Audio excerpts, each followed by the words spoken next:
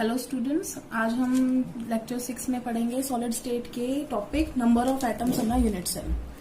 तो सबसे पहले आपको ये बात समझनी होगी कि हम जो यूनिट सेल के अंदर पॉइंट होते हैं जहां पर कोई एटम रहेगा, वो लेटिस पॉइंट तो हम वही मानेंगे जो हम मान रहे हैं। जैसे इसके अंदर हम प्रिमिटिव क्यूबिक यूनिट सेल की बात कर रहे हैं, तो लेटिस पॉइंट का मतलब है वो लेटिस साइट जहां पर कोई जो कॉन्स्टिट्यूएंट पार्टिकल है, एटम, आयन, मॉलिक्यूल, जो वहां पर रहेगा। तो लैटिस पॉइंट तो कितने हैं यहाँ पर? प्रिमिटिव कौन सी होती है? जहां पर सिर्फ कॉर्नर्स पे पार्टिकल होते हैं। तो कितनी है? 1 2 3 4 5 6 7 8। ठीक है ना, 8 है। इसको हम एक लाइव एग्जांपल से समझ लेते हैं। फॉर एग्जांपल, आप इसे क्यूब समझ लो। वैसे तो ये क्यूब है नहीं, कौन सी वाली होगी? आपको टाइप ऑफ क्रिस्टल बताई थी। ये क्या है? एक साइड, ये क्या है? बी, और ये क्या है? सी। तीनों ही बराबर नहीं है और एंगल 90 डिग्री है सबके बीच में। ठीक है, तो तीसरी टाइप की आपकी यूनिट सेल थी ये। आपने अभी जब हमने पढ़ा था टाइप्स ऑफ यूनिट सेल के अंदर, और तीसरी टाइप में हमारे पास आई थी ऑर्थोरोम्बिक। तो ये ऑर्थोरोम्बिक टाइप का एग्जाम्पल। लेकिन फिर भी हम इसे समझने के लिए कि कितने लैटिस पॉइंट है, तो आप समझो एक यूनिट सेल है, तो इसमें कितने कॉर्नर्स हैं वो प्रिमिटिव यूनिट सेल के। तो 1 2 3 4 5 6 7 8। तो कितने हमारे पास लैटिस साइट आ गए? 8। ठीक है। लेकिन अगर कोई आपसे पूछता है कि बताओ नंबर ऑफ एटम्स कितने हैं एक प्रिमिटिव यूनिट सेल में, तो वो आप लैटिस साइट नहीं बताओगे। एटम्स कितने होंगे वो हम बताते हैं। आप सोचोगे कि मैम एटम तो यहीं पर आएगा, एटम यहीं पर आएगा, बिल्कुल सही बात है। लेकिन वो एटम सिर्फ अकेली इस यूनिट सेल का नहीं है। यूनिट सेल क्या होती है? चारों तरफ से और यूनिट सेल से भी तो घिरी होगी ना, क्योंकि वो 3 डायमेंशनल स्पेस में अरेंज होगी। तो इसका मतलब अगर एक यूनिट सेल यहाँ पर है तो इसको समझो, मान लो ये कॉर्नर को हम मान रहे हैं कि इस कॉर्नर पे कितनी यूनिट सेल शेयर करेंगी। तो देखो, एक तो इसकी खुद का ये शेयर है, एक देखो ये आएगा, इसका कॉर्नर ये वाला सेम है ना, ये ऐसे यूनाइट कर रहा है। तो 1 2 यूनिट सेल, और अब हम मान लो ये तीसरी यूनिट सेल, और अब हमने मान ली ये चौथी यूनिट सेल। तो जो एक पार्टिकल आएगा यहां पर, वो एक तो ये हमने बेस बनाया है, ठीक है, 4 का, और 4 इनके ऊपर भी बन सकता है। अभी मेरे पास थोड़ी कमी पड़ रही है, तो ये यहाँ पर भी एक पार्टिकल, एक यहाँ पर, एक यहाँ पर और एक यहाँ पर। तो इन सबका एक कॉमन पार्टिकल जो 8 पे शेयर कर रहा है। ये बात समझ में आ गई? तो यहाँ पर कितने, एक पार्टिकल कितने कॉर्नर्स को मतलब कितने यूनिट सेल को शेयर कर रहा है? एक ये, एक इसके बाजू वाला, एक इधर, एक इधर, एक ऊपर, एक इधर, एक साइड में, एक उसके ऊपर। तो इसका मतलब 4 तो कमरे अंदर है नीचे की साइड, 4 ऊपर की साइड, कॉर्नर एक ही है। तो इसका मतलब ये अकेला कितनों में शेयर करेगा? 8 में। तो हमें तो क्या निकालना है? उस यूनिट सेल में कितना आया उसका। तो जब 8 में कंट्रीब्यूट कर रहा है, तो उस एक कॉर्नर पे जो एटम होगा वो कितना शेयर करेगा? 1/8। कि एटम का कितना कंट्रीब्यूशन होगा जो कॉर्नर पे होगा? 1/8। तो हम हमें नंबर ऑफ एटम्स निकालने हैं। तो नंबर ऑफ एटम्स हम निकालेंगे 8। तो हमारे क्या है? लैटिस साइट जहां पे वो पार्टिकल होंगे, 8 पार्टिकल हैं। लेकिन उन 8 पार्टिकल्स में उनका कंट्रीब्यूशन कितना है? 1/8 है यूनिट सेल में। तो 8 कट गया, हमारे पास कितना आया? प्रिमिटिव यूनिट सेल में हमारा कंट्रीब्यूशन है, नंबर ऑफ एटम कितने हैं? 1 एटम है। इतनी बात समझ में आ गई? उसके बाद आते हैं हम body centred. Body centred unit cell क्या थी? जब 8 कॉर्नर्स में पार्टिकल तो है ही, प्लस में एक बॉडी के सेंटर पे हो।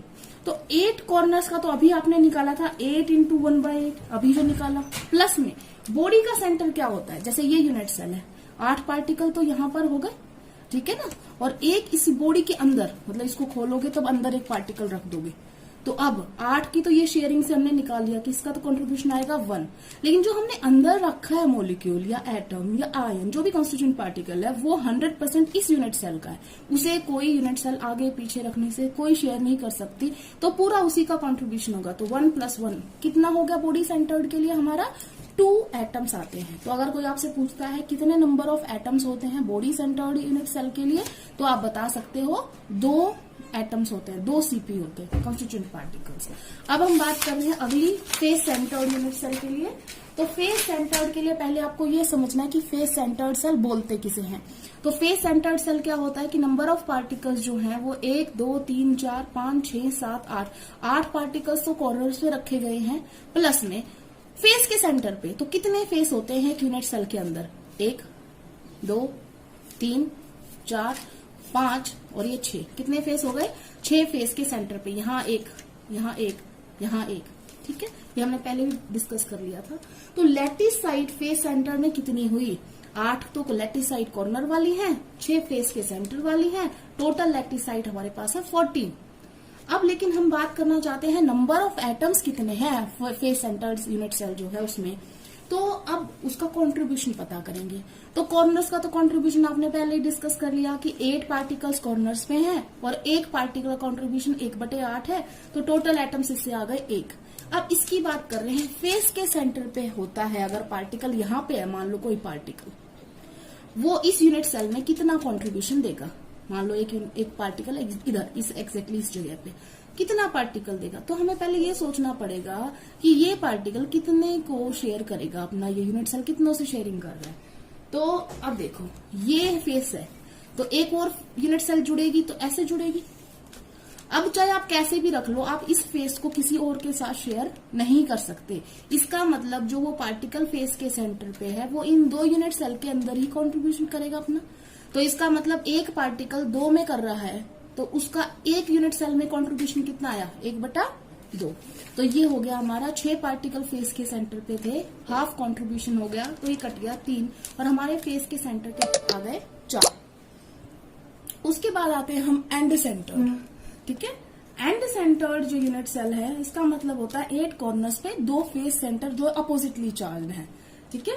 तो अब या अल्टरनेट भी बोल सकते हो आप। तो अब 8 कॉर्नर्स तो वही निकालने हैं, 8 × 1/8 प्लस में 2 फेस के सेंटर पे हैं, तो 2 पार्टिकल्स की संख्या हो गई 2 है, लेकिन उनका खुद का कंट्रीब्यूशन अभी फेस के सेंटर पे बताया था। फेस का सेंटर मतलब ये है, तो ये तो इसके आगे आ गया, तो सिर्फ कितना आएगा? 1/2। तो इसका कंट्रीब्यूशन के हिसाब से 1 + 1 कितने आ गए? एंड सेंटर में 2 एटम्स प्रेजेंट होते हैं अगर हम कंट्रीब्यूशन वाइज देखें तो। अब बात करते हैं इसकी लैटिस साइड कितनी होती है, निकाल सकते हो आप लैटिस साइड, कोई पूछे तो इसकी कितनी है लैटिस साइड? 8 कॉर्नर्स प्लस में 2 फेस के सेंटर, टोटल कितनी हो गई? लैटिस साइड 10 है लेकिन नंबर ऑफ एटम्स 2 है। अब बात करते हैं, अगर कोई ये कहता है कि हमारा जो कोई पार्टिकल है वो सिर्फ एज सेंटर पे है, तो बताओ उस यूनिट सेल में कितना कंट्रीब्यूशन वो दे रहा है अपना। मान लो कोई नेगेटिवली चार्ज पार्टिकल सिर्फ एज के सेंटर पे है, तो उसके कितने एटम्स है या कितने वहां पर सीपी मौजूद है उसके। तो अब उसके लिए हमें ये समझना पड़ेगा कि एज किसको बोलते हैं। एज, तो एज क्या होता है? मान लो अगर ये एक यूनिट सेल है तो एज का मतलब क्या है? देखो कॉर्नर तो ये थे, फेस ये है, एज है ये, ठीक है। तो 1 2 3 4, नीचे वाला ही ले ले, 5 6 7 8 9 10 11 और ये 12, तो कितने एजेस है हमारे पास? 12। और अगर उसके यहाँ सेंटर पे हम रख रहे हैं कुछ या यहाँ पर रख रहे हैं तो कितनी यूनिट सेल आएंगी? तो आप रख के देखो, मान लो हम ये एज सेंटर ले लेते हैं, ठीक है, और अब देखना चाहते हैं कितनी यूनिट सेल से ये कंट्रीब्यूट करेगा।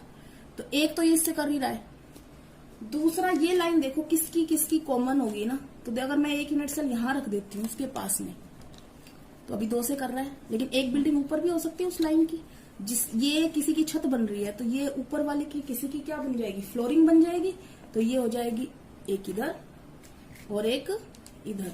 तो जो ये वाली लाइन है वो कितनों से शेयर हुई? 1 2 3 4।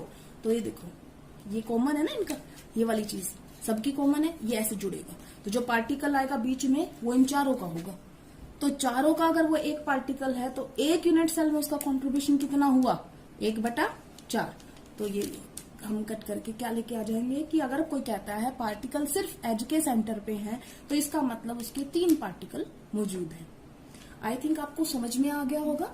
नोटबुक में आपने primitive cell, body centred cell, face centred cell और एंड सेंटर्ड सेल की नंबर ऑफ लैटिस पॉइंट और नंबर ऑफ एटम्स का कैलकुलेशन ये करना है।